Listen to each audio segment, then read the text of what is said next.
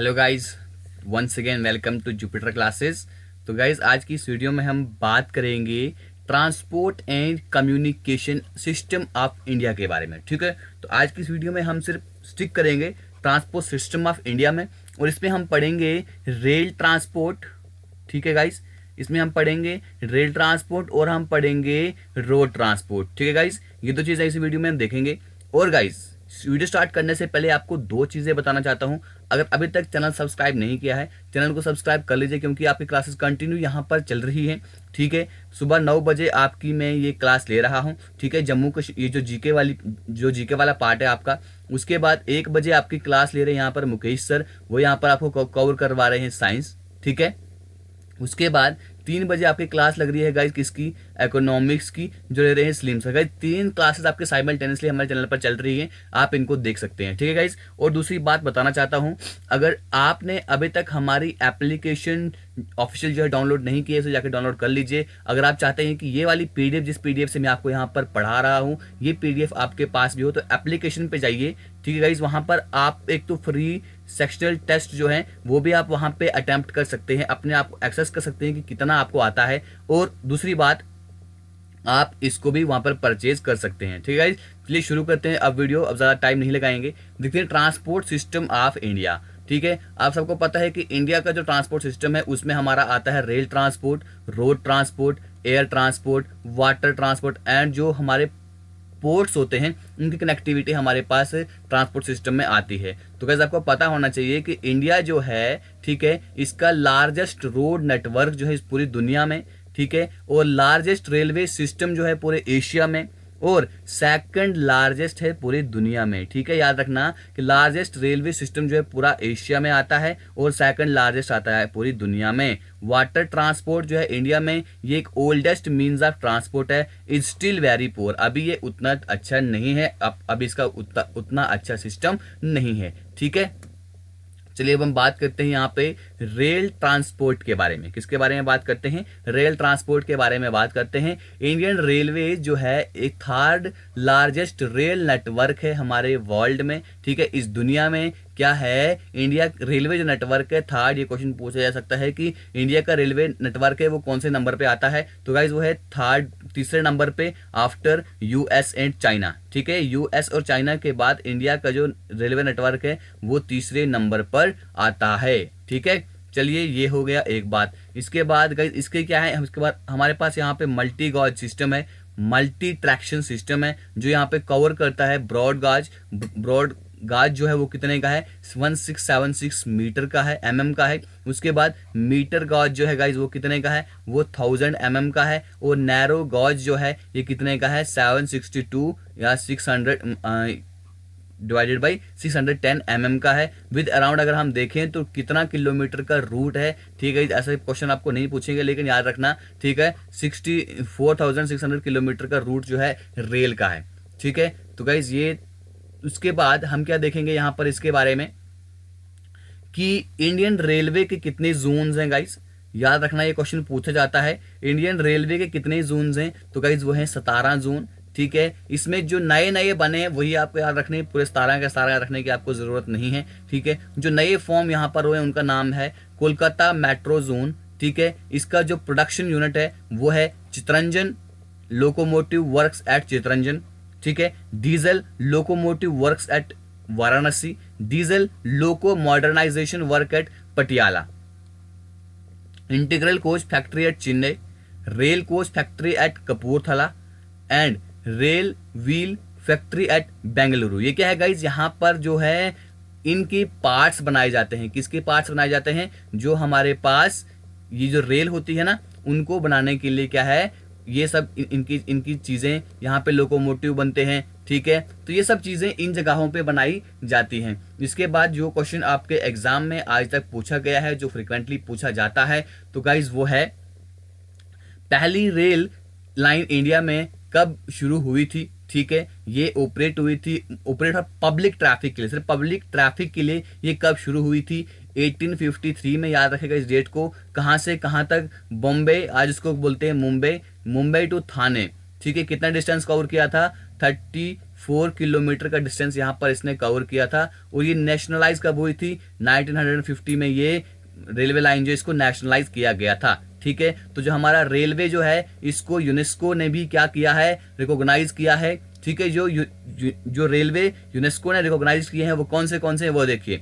वो है हमारे पास Darjeeling Himalayan railways, Nilgiri mountain railways, Chhatrapati Shivaji terminus and कालका शिमला रेलवेज। इनको याद रखना कि यूनेस्को ने कौन से रेलवेज को रिकॉग्नाइज किया है। वो है हमारे पास जो मैंने अभी आपसे डिस्कस किया, Darjeeling Himalayan railways, Nilgiri mountain railways, उसके बाद है छत्रपति शिवाजी टर्मिनस एंड कालका शिमला रेलवेज।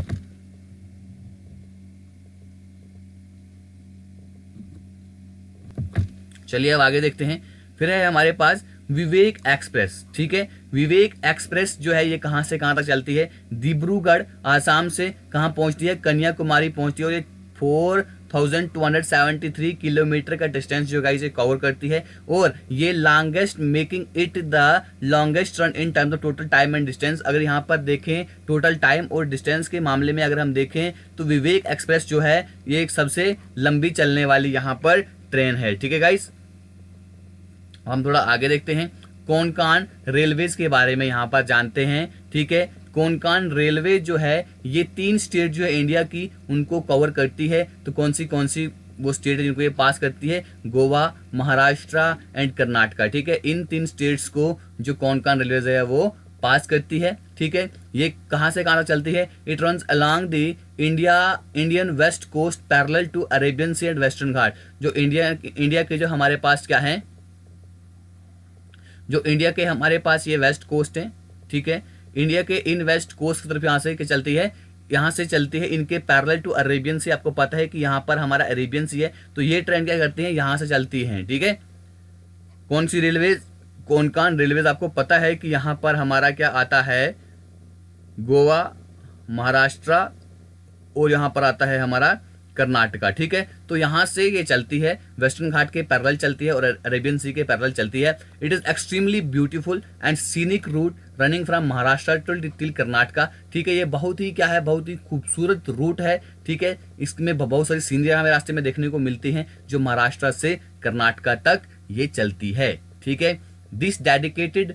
और दूसरा है हमारे पास, अगला पॉइंट है dedicated freight corridor corporation of India limited, DFCCIL। इसकी फुल फॉर्म आपको पूछी जाती है आपके एग्जाम में, याद रखेगा। फुल फॉर्म क्या है? D stands for dedicated, F stands for freight corridor, C corporation of India limited. ठीक है, ये क्या है? ये एक कॉर्पोरेशन है जिसको यहाँ पे मिनिस्ट्री ऑफ रेलवे चलाती है। ठीक है, किसके लिए? प्लानिंग करने के लिए और डेवलपमेंट करने के लिए। सो गाइस आपको बताना है मुझे यहाँ पर एक question.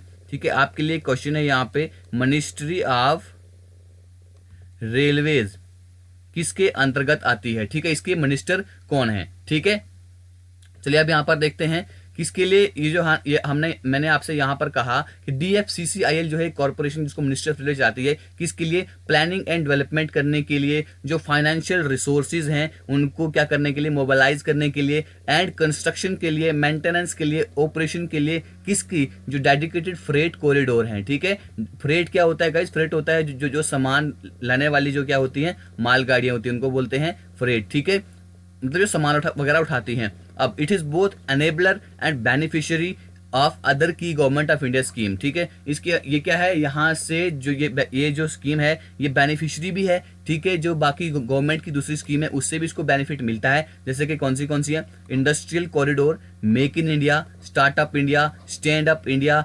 Sagarmala, Bharatmala, Udan, RCS, digital India, Bharat net, Umang. तो इन स्कीम से भी क्या मिलता है? हमारे इंडियन रेलवेज को बहुत अच्छा बेनिफिट मिलता है। ठीक है, अब हम गाइस बात करते हैं इसके बारे में, रोड ट्रांसपोर्ट के बारे में। ठीक है, अब हम यहाँ पर बात करेंगे रोड ट्रांसपोर्ट के बारे में। ठीक है गाइस, रोड ट्रांसपोर्ट क्या अहमियत रखता है उसके बारे में हम यहाँ पर देखेंगे। तो गाइस देखिए, रोड ट्रांसपोर्ट जो है ये हेल्प करता है कनेक्टिंग फॉर फेच विलेजेस। ठीक है, जो हमारे फार फ्लंग एरिया जो होते हैं उनको कनेक्ट करने में हमारी रोड बहुत ज़्यादा हेल्प करती है। इंटीरियर कंट्री साइड, जो विलेजेस हैं, हिली एरियाज हैं, जो रेलवे से कनेक्टेड नहीं है, तो वहां पर कौन चीज पहुंचती है, वो पहुंचती है हमारी रोड। ठीक है, it is complementary to railways. ठीक है, it is complementary to railways की कंप्लीमेंट्री है ये। और ये क्या करती है, ये एक arteries for goods and passenger, उसकी तरह एक आर्टरीज की तरह काम करती है।